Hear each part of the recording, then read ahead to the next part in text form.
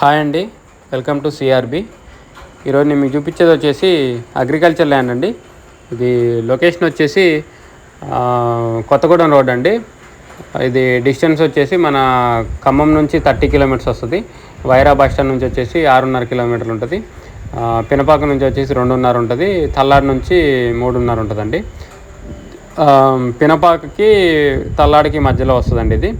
So ఇది Kothagudem main రోడ్కి వచ్చేసి 1.5 కిలోమీటర్ వస్తుంది డిస్టెన్స్. ఇది టోటల్ వచ్చేసి 2 ఎకరాల 12 గుంటలు ఉందండి, 2.5 ఎకరాలు.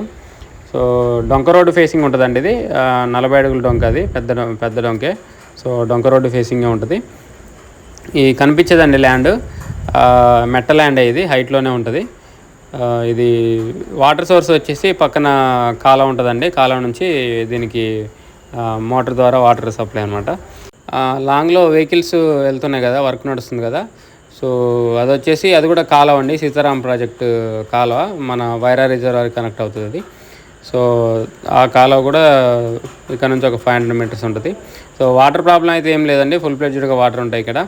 సో ఇది రేట్ వచ్చేసి 38 లక్షలు చెప్తున్నారండి, 38 lakhs పర్ ఎకరు. సో డొంక రోడ్డు ఫేసింగే ఉంటుంది. సో కొత్తగూడెం రోడ్ కూడా 1.5 కిలోమీటర్ కాబట్టి బాగుంటుందండి. సో ఇంట్రెస్ట్ ఉన్న వాళ్ళు కాంటాక్ట్ చేయండి, కింద నా కాంటాక్ట్ నెంబర్ ఉంటుంది.